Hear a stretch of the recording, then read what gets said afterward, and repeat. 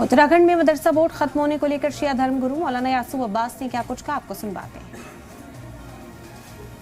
उत्तराखंड में जिस तरीके से मदरसा बोर्ड को ख़त्म किया गया है वो बहुत ही अफसोसनाक है और मैं इसकी भरपूर तरीके से ऑल इंडिया शिया फसला बोर्ड के हवाले से मजम्मत करता हूँ कि मदरसों को पूरी तरीके से टारगेट किया जा रहा है। एक तरफ मोदी जी कह रहे हैं मदरसे में कि एक हाथ में कुरान हो, एक हाथ में लैपटॉप हो, उसकी बात कर रहे हैं। भारत के प्रधानमंत्री सबके विकास की, सबके साथ की बात कर रहे हैं।